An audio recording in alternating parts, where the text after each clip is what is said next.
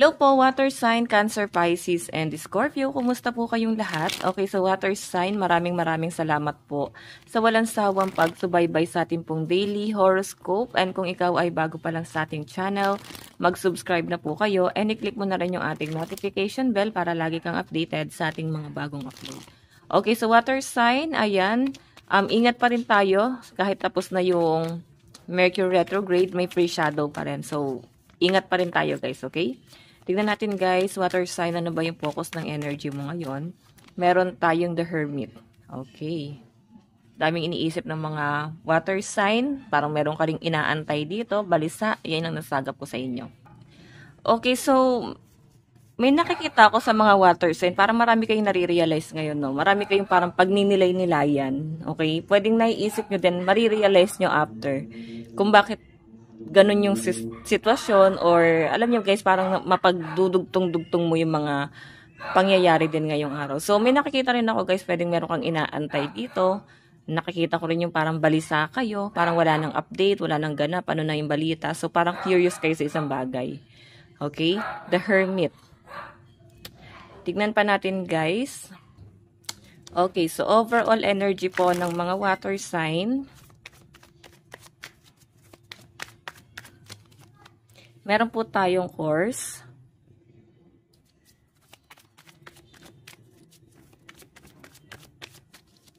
Meron po tayong strategy.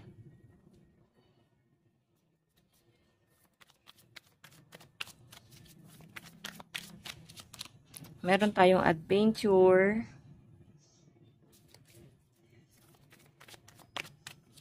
And stress. Oops.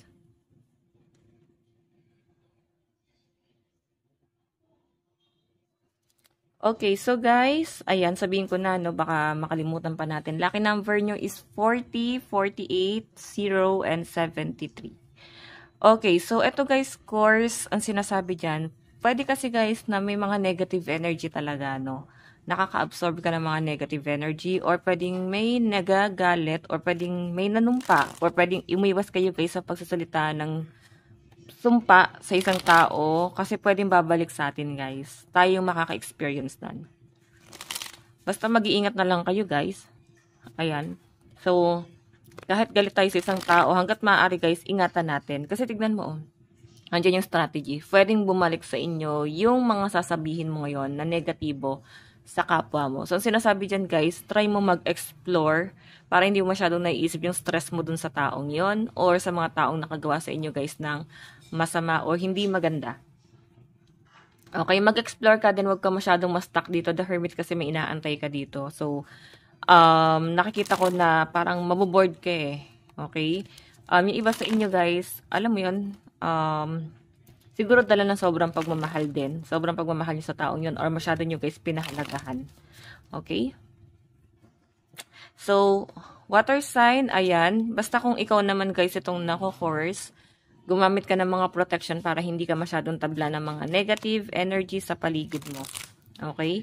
And nakikita ko rin guys kasi itong strategy na to, pag, ano to, parang manipulative eh. So, wag tayo guys masyado magmanipula. Or kung ikaw tong namanipula, kailangan i-overcome mo yan. Pero kung ikaw tong manipulative, alam nyo guys, hindi maganda yan.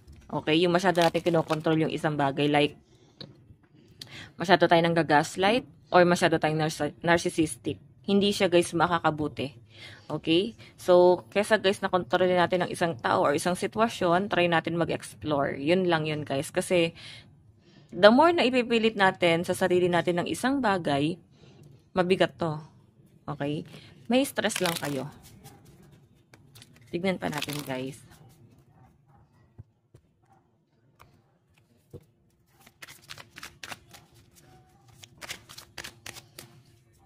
Meron po tayong, wow, napakaganda nito guys, 9 of Pentacles. So, maaari kasi guys na kaya kayo nako-course kasi stable kayo eh. Maganda yung daloy ng pera nyo.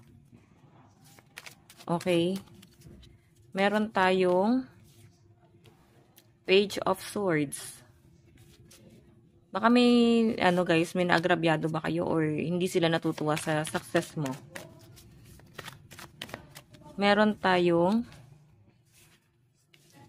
Three of Cups, and Ten of Wands.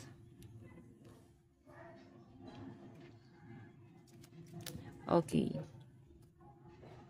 So, ayan guys. Nakakainggitan kayo, oh. Kasi nakikita nila na may potential ka. Nakikita nila na may talent ka. Tingin nila sa inyo guys, threat, no? Threat ka para sa kanila. Okay? May nakikita ko guys, maraming darating na opportunity pa sa mga water sign. So, relax lang water sign, no? Kasi ito stable to eh. Okay? Maaaring maging stable ka dito sa paparating na blessing na to. And ito guys, strategy siguro, mas nagiging mautak ka ngayon sa dami ng mga pinagdaanan mo sa buhay. Alam mo na. Okay? Matalino kasi guys itong si Page of Swords. Though page pa lang siya, so bago mo pa lang siya guys nare-realize, mas nagiging mautak ka na. So parang nakikita ko na mas lumalawak ang isip ng mga water sign. Kumbaga ngayon ka lang guys nagkakaroon ng expansion talaga. Okay, ngayon mo guys nare-realize sa mga bagay-bagay. So ito guys, adventure and Three of Cups. Maaring meron kayo guys inaasahan dito na celebration, baka may paparating. Or pwedeng meron kang inaantay, may tinitignan ka sa malayo. Pwedeng celebration to, birthday. O baka merong nangyari guys na birthday, baka naalala mo lang, baka nangyayari na sa past.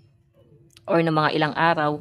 Or pwedeng meron kang inaantay na mga ilang, parang ano, meron kang inaantay sa mga susunod na mga araw, no? Baka na-invite ka or pwedeng meron kang gustong i-surprise. Okay, ito guys, strategy and Ten of Wands.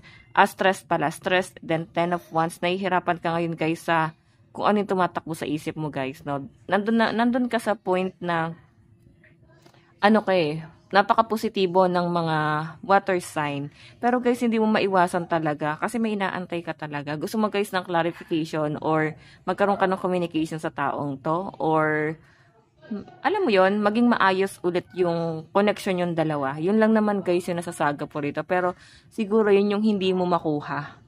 Okay? Yun yung para bang nagiging struggle sa inyo. Para kumalma ka man lang guys, no? Kausapin ka man lang para hindi ka na guys nag-overthink ng ganito. Yun yung nasasagap ko dyan. Okay? Sige, tingnan natin guys. Ano ba ang inyong advice?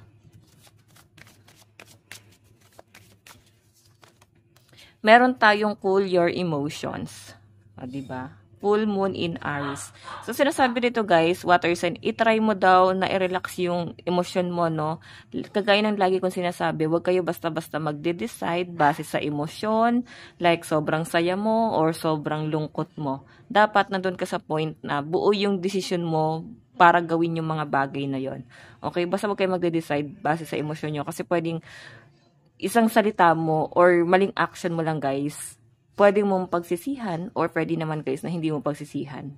Alin lang sa dalawa yon. So, mag-iingat na kayo guys sa mga action, okay? And i-relax mo yung emotion mo. Ayan, like ko guys, ulitin.